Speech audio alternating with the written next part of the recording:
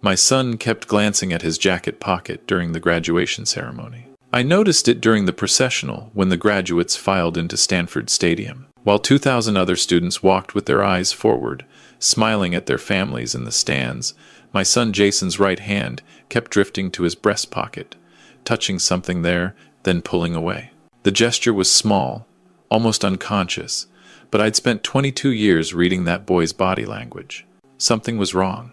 I sat in the third row with my sister Margaret, watching Jason receive his diploma in computer science, summa cum laude. I'd flown in from Boston 2 days ago, taken time off from the architecture firm I'd built over 30 years. This was supposed to be the proudest moment of my life. My son, the first in our family to graduate from an Ivy League school, walking across that stage in his cap and gown. But that hand kept moving to his pocket. The ceremony lasted 2 hours. When it ended, families flooded onto the lawn for photos. I found Jason near the oak tree where we'd agreed to meet. He was taller than me now, had been since he was 16. Same dark hair I used to have before it went gray. Same sharp jawline. But his eyes today looked different. Older. Scared. "Congratulations, son." I pulled him into a hug. He held me tight, longer than usual. "Thanks, Dad." His voice cracked slightly. Margaret took photos of us with her phone. Jason smiled for the camera, but his right hand was in his pocket again, gripping something. "Your mom couldn't make it?" I asked, already knowing the answer. Jason's mother Linda and I had divorced when he was 2. She'd remarried a lawyer named Richard 3 years later, moved to Seattle. I'd stayed in Boston, raised Jason mostly on my own. Linda sent birthday cards and called on holidays, but that was about it. "She's in Europe with Richard," Jason said. "Some law conference in Geneva." I nodded, not surprised. Linda had missed his high school graduation too. "Well, your old man's here," I said, clapping him on the shoulder. "And we've got dinner reservations at that steakhouse you like. Then tomorrow, we'll fly to Hawaii for a week, just like we planned." I'd saved for 2 years to take Jason on this trip. Hawaii had been his dream destination since he was 10, when he'd done a school project about volcanoes. I'd promised him that when he graduated college, we'd go together. "Dad," Jason's voice was quiet. "Before dinner, can we talk? Somewhere private?" My stomach tightened. "Sure, son. What's wrong?" "Not here." He glanced around at the crowds of celebrating families. "There's a coffee shop off campus. Can we go there?" 20 minutes later, we sat in a corner booth at a nearly empty cafe. Margaret had gone back to the hotel, sensing Jason and I needed time alone. I ordered coffee. Jason ordered nothing, just sat across from me with both hands on the table, fingers laced together. "I need to show you something," he said finally. He reached into his jacket and pulled out a manila envelope. Not a card, not a letter. A thick, official-looking envelope with a laboratory logo in the corner. He slid it across the table. I stared at it, not touching it. "What is this?" "Open it, Dad, please." My hands shook as I tore open the envelope. Inside were several pages of documents. The first page had a letterhead. Gene Tech Laboratories. DNA Analysis Report. I looked up at Jason. His eyes were wet. "Keep reading," he whispered. I read the summary. Probability of paternity, 0%. Based on the genetic markers analyzed, the tested male is excluded as the biological father of the tested child. The tested male, that was me. The tested child, that was Jason. I read it again, then again. The words didn't change. "I don't understand." My voice sounded far away. Jason reached across the table, put his hand on mine. "Dad, you're not my biological father." The coffee shop seemed to tilt. I gripped the edge of the table. "How long have you known?" I managed to ask. 3 years. His voice broke. "I'm so sorry. I found out junior year. We had to do a genetic testing project for my molecular biology class. Everyone had to get samples from their parents. I used the sample you'd given me for the science fair in high school. Remember? You'd saved it." I remembered. Years ago, Jason had done a project on DNA, and I'd given him a cheek swab sample. I'd kept it in a file box, proud of his scientific curiosity. "The results came back showing no genetic match," Jason continued. "At first, I thought it was a lab error, so I bought an Ancestry DNA kit online, tested myself, and compared it to yours. Same result, zero relation. I felt like I was drowning. 22 years. 22 years of bedtime stories and little league games and homework help and college visits. 22 years of calling him my son. Why didn't you tell me? I asked. Because I was terrified. Tears ran down his face now. Dad, you're the only parent I've ever really had. Mom was never there. You were everything. You worked 2 jobs to send me to private school. You taught me how to ride a bike, how to shave, how to be a man. You're my father in every way that matters, but not biologically. No, he wiped his eyes. Not biologically. I looked at the DNA report again, trying to process. Does your mother know you know? I confronted her last year during Christmas break. She broke down, admitted everything. She made me promise not to tell you. She said it would destroy you. Who is he? My voice was cold now. Who's my biological father? Jason took a shaky breath. Richard. Your mom's husband? The room spun. Richard. The lawyer, Linda, had married when Jason was 3. The man I'd shaken hands with at Jason's 8th grade graduation, making polite small talk while he stood with his arm around my ex-wife. She was sleeping with him before the divorce, Jason said quietly. She got pregnant with me while you two were still married. When you filed for divorce, she didn't tell you. She let you think I was yours. Why? Because Richard didn't want kids back then. He was focused on his career. Mom knew you'd be a good father, that you'd take care of me. So she let you believe I was yours, let you raise me, while she started her new life with Richard. I thought about all those years, all those child support payments I'd sent Linda, even though I had primary custody. All those times I'd rearranged my work schedule to make it to Jason's school events. All those sacrifices. Does Richard know? I asked. Not until last year, when I told Mom I knew the truth. She finally told him. He wanted to meet me, to have a relationship. I refused. Why? Jason looked at me with fierce eyes. Because he's not my father. You are. I don't care what some DNA test says. You're the one who raised me. You're the one who was there. I wanted to feel comforted by his words. But all I felt was rage. Rage at Linda for lying. Rage at Richard for sleeping with my wife. Rage at both of them for stealing 22 years from me, for making me love a child who wasn't mine, for using me as a convenient parent while they built their life together. I know you're angry, Jason said. I've been angry too, for 3 years. That's why I'm telling you now. I couldn't keep this secret anymore. I couldn't let you keep spending your money on me, keep sacrificing for me, without knowing the truth. I looked at the envelope on the table. Inside was another document, I now noticed. I pulled it out. It was a check for $25,000, made out to me, signed by Jason. What is this? It's every penny I've saved from my internships over the last 3 years, Jason said. I know it doesn't come close to what you've spent on me, but it's a start. I'll pay you back the rest. All of it. I've already accepted a job at Google. I'll start in September. I'll pay you back everything you spent on my tuition, on raising me, on... Stop. My voice was sharp. Just stop. Jason fell silent. I looked at my son. Not my biological son, apparently, but mine in every other way. I thought about the day he was born, how I'd held him in the hospital, counted his fingers and toes, promised to protect him forever. I thought about his first day of kindergarten, how he'd cried and clung to my leg. I thought about teaching him to swim at the community pool, about helping him with his algebra homework at the kitchen table, about driving him to Stanford for freshman orientation 4 years ago. None of that was a lie. All of that was real. But so was the betrayal. I need time to think, I said finally. I need to process this. I understand. Jason pushed the check toward me. Take this, please. I left it on the table, stood up, walked out of the coffee shop. I spent that night alone in my hotel room, staring at the ceiling. Part of me wanted to call Linda, to scream at her for what she'd done. Part of me wanted to tear up the DNA report and pretend this conversation had never happened. Part of me wanted to book a flight home and never speak to Jason again.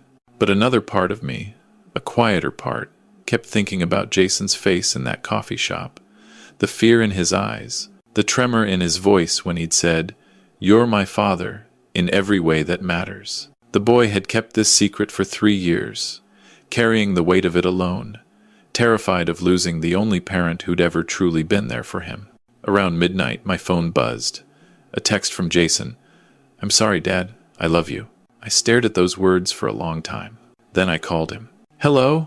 His voice was raw, like he'd been crying. "I'm not canceling Hawaii," I said. "We're still going tomorrow." "Dad, let me finish. I spent today being angry at your mother, at Richard, at the situation. But here's what I realized. They don't get to define what we are to each other. Biology doesn't make a father. 22 years of showing up makes a father. I chose to be your dad every single day of your life. That choice was real. That choice was mine, and I'm not letting them take that away." Jason was crying now. I could hear it. "Are you sure?" "I'm sure. You're my son. You've always been my son. Nothing changes that." "What about Mom and Richard?" "That's something I need to handle. But first, we're going to Hawaii. We're going to have the trip we planned. Then, when we get back, we're going to deal with this properly." "Okay." Relief flooded his voice. "Okay, Dad. Thank you. Don't thank me for being your father. It's been the greatest privilege of my life." We hung up. I lay back on the bed, feeling lighter than I had in hours. But I wasn't done with Linda and Richard. Not by a long shot. The Hawaii trip was exactly what we both needed. We spent a week swimming, hiking, visiting volcanoes, talking about Jason's future at Google, about everything except the DNA revelation. It was like we both needed a pause. A moment to just be father and son before dealing with the mess waiting back home. On our last night in Maui, we sat on the beach watching the sunset. "I'm going to confront them when we get back," I said. "Your mother and Richard, they need to answer for what they did." "I'll come with you," Jason said immediately. "No. This is between me and them, but I need you to tell me everything. Everything your mother told you about what happened." Jason took a deep breath and told me the full story. Linda and Richard had met at a legal conference 2 years into my marriage with Linda. They'd started an affair. When Linda got pregnant with Jason, she wasn't sure who the father was, but Richard had made it clear he didn't want children at that point in his career. So, Linda took a gamble. She broke off the affair, stayed with me, let me believe Jason was mine. After Jason was born, she'd apparently done a secret paternity test. When it confirmed Richard was the biological father, she'd hidden the results. She'd planned to tell me eventually, she claimed. But as the years passed, and Richard started wanting a relationship with her again, she'd seen an opportunity. She filed for divorce when Jason was 2, citing irreconcilable differences, and married Richard a year later. For 20 years, she'd let me raise Richard's biological son, while she built a comfortable life in Seattle with her lawyer husband. And Richard had known nothing about it until last year. "She used you," Jason said quietly. "She used you to raise me because Richard wasn't ready. Then when Richard changed his mind about wanting kids, she left you but still let you do all the work of parenting while she played stepmom to Richard's kids from his first marriage." I clenched my jaw. "Richard has other children?" "2. A daughter and a son from his previous marriage. They're adults now. Mom helped raise them." So Linda had been a mother to Richard's children, but not to her own son. She'd left that job to me. The rage I'd felt in that coffee shop returned. But this time it was cold, calculated. "When we get back," I said, "I'm going to Seattle. I'm going to have a conversation with them." "What are you going to do?" "I'm going to make sure they understand exactly what they did. And I'm going to make sure they face consequences." I flew to Seattle alone a week after we returned from Hawaii. I'd done my research, talked to a lawyer friend, understood my options. I'd also done something else. I'd reached out to Richard's adult children from his first marriage, Emily and Thomas, through LinkedIn. They'd been surprised to hear from me, but when I'd explained that I was Jason's father, the man who'd raised Richard's biological son, they'd agreed to meet me for coffee. That meeting had been illuminating. Emily and Thomas barely knew their father. Richard had been an absent dad, focused on his career, rarely present for them growing up. Their mother had raised them alone after the divorce. They'd met Linda a few times over the years, at holidays and such, but she'd never been particularly warm to them. She was always more interested in Dad's career than in us, Emily had told me. I remember being 12 and trying to talk to her at Christmas dinner, and she just kept checking her phone, texting Dad about some case he was working on. Now I stood outside Richard and Linda's house in an upscale Seattle neighborhood, a large, modern home, probably worth $2 million. I'd looked up Richard's law firm online. He was a partner, specialized in corporate litigation, pulled in close to $1 million a year. Meanwhile, I'd raised his son on an architect's salary, working overtime to afford Jason's private school tuition. I rang the doorbell. Linda answered. She'd aged well, looked younger than 60. Yoga and expensive skincare, probably. Her face went pale when she saw me. Daniel. My name came out as a whisper. Hello, Linda. We need to talk. Jason told you. He did. Is Richard home? She nodded slowly, stepped aside to let me in. The house was immaculate. Hardwood floors, modern art on the walls, floor-to-ceiling windows with a view of Lake Washington. Everything Linda had always wanted. Richard came down the stairs, saw me, stopped. Mr. Chen. He extended his hand automatically, then seemed to realize how absurd that was and dropped it. Richard. I didn't shake his hand. We sat in their living room. Linda perched on the edge of the sofa, wringing her hands. Richard sat in an armchair, trying to look composed but failing. Jason told me everything, I said. About the affair, about the pregnancy, about the DNA test you hid from me, Linda. About how you let me raise your son for 22 years while you built this life. I gestured around their expensive home. Linda's eyes filled with tears. Daniel, I'm so sorry.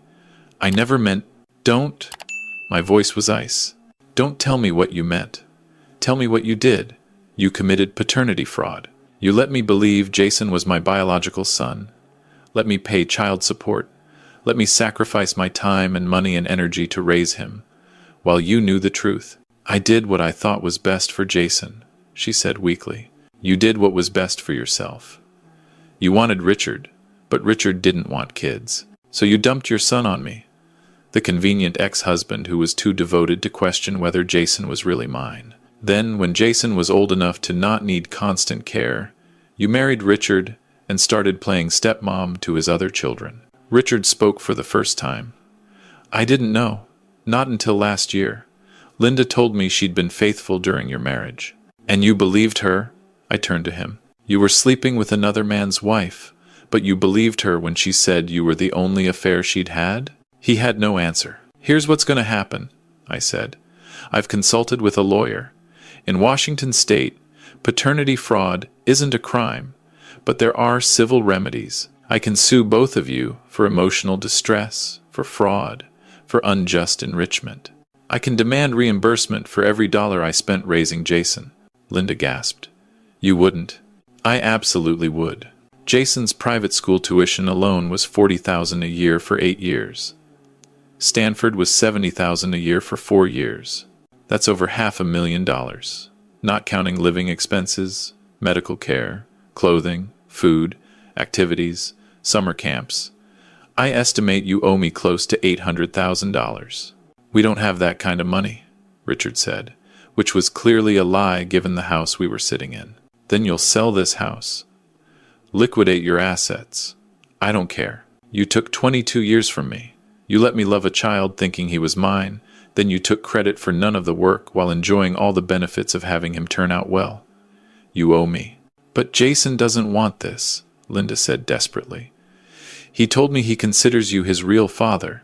This will hurt him. Jason spent 3 years carrying your secret, terrified of losing me. You hurt him the moment you decided to lie. I'm not doing this to hurt Jason. I'm doing this because you need to face consequences for what you did. I stood up, pulled a folder from my bag, and dropped it on their coffee table. These are the legal documents. You have 2 options.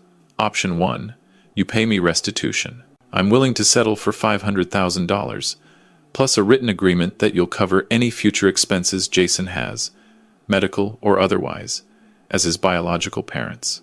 Option 2, I file a civil suit, drag all of this through court, make it public record. Richard, I'm sure your law firm would love to hear about how you committed adultery with a married woman, got her pregnant, and then ignored your biological son for 2 decades. Richard's face went red. You're blackmailing us. I'm offering you a chance to make this right quietly. Your choice. Linda was crying now. Daniel, please. We made mistakes, but nothing. You made a choice to prioritize yourselves over your son, over me, over basic human decency. Now you get to pay for that choice. I walked to the door, then turned back. One more thing. Jason doesn't know I'm here. He doesn't know about any of this. When you write that check, you're going to include a letter apologizing to him, not to me, to him, for abandoning him, for lying to him, for making him feel like he had to carry this secret alone. And if we don't? Richard asked. Then I'll see you in court, and trust me, I've got 22 years of evidence showing what kind of parents you really are. Emily and Thomas, your other children, have already agreed to testify about your absence in their lives. It won't look good. I left them sitting there and drove back to the airport. 3 weeks later, I received a wire transfer for $500,000, along with 2 letters. One was the legal agreement I'd demanded. The other was addressed to Jason. I called my son that night. He'd started his job at Google, was settling into an apartment in Mountain View. Hey, Dad! His voice was cheerful. How are you? I'm good, son. Listen, I need to tell you something. I explained what I'd done. The confrontation with his mother and Richard, the settlement, the money. Jason was quiet for a long moment. You didn't have to do that, he said finally. Yes, I did. Not for the money, for you. They needed to understand that actions have consequences. They needed to acknowledge what they did to you. Did Mom write the letter? The apology? She did. I'll forward it to you if you want to read it. Another pause. Yeah, I think I do. Jason, there's something else. The money they paid, I'm putting it in a trust for you, for your future, your wedding, your first house, whatever you need. Dad, no. That's your money. You earned it. I earned it raising you, and that was never about money. But this settlement, this is them finally stepping up as your biological parents. It should go to you. Then use it for yourself. Retire early. Travel. You've worked hard enough. I'll think about it, I said, though I'd already made up my mind. The money would be Jason's. Dad, his voice was soft. Thank you for everything, for being my real father. Always, son. Always. 6 months later, I got another call from Jason. He was engaged. He'd met a woman named Sarah at work, fell in love fast. I want you to walk me down the aisle, he said. Not Richard. You. I'd be honored. The wedding was small, held in a garden in Northern California. I wore my best suit, stood next to my son as he waited for his bride. Linda and Richard were there, sitting in the back row. Jason had invited them, but made it clear they were guests, nothing more. Linda had tried to approach me before the ceremony, probably to apologize again, but I'd simply nodded and walked away. There was nothing left to say to her. When it was time, I walked Jason to the altar, shook his hand, and took my seat in the front row. During his vows, Jason said something that made me tear up. Sarah, when I think about what marriage means, I think about my dad. Not the man who shares my DNA, but the man who chose me every single day. Who taught me that love isn't an accident of biology. It's a decision you make over and over again. That's the kind of husband I want to be to you. The kind who chooses you every day, no matter what. He looked at me then, and I saw in his eyes everything that mattered. Not genetics, not blood, just love. After the ceremony, at the reception, Jason pulled me aside. Dad, I have something for you. He handed me an envelope. Inside was a legal document, an adult adoption form. I'm 23 now, he said, old enough to choose. I want to legally change my last name to yours. I want to make official what's always been true. You're my father. I'm your son. My hands shook as I signed the papers. 2 months later, it was official. Jason Chen Richardson became Jason Chen. My son, in every way that mattered, and now legally too. I framed the adoption certificate and hung it in my office, right next to all the photos of us over the years. Jason's first day of school, his high school graduation, our Hawaii trip, his wedding day. Biology doesn't make a family. Love does. Choice does. Showing up does. And I'd choose Jason again. Every single time. Looking back now, I'm grateful he gave me that envelope on his graduation day. Not because it was easy, but because it forced us to confront the truth and come out stronger. The DNA test didn't take my son from me. If anything, it proved that he'd always been mine, regardless of genetics. Linda and Richard live their life in Seattle.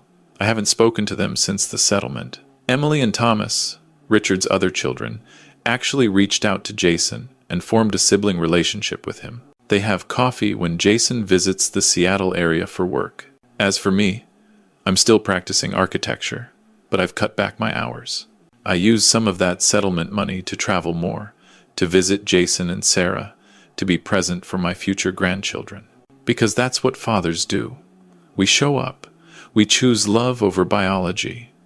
We build families, not through blood, but through unwavering commitment.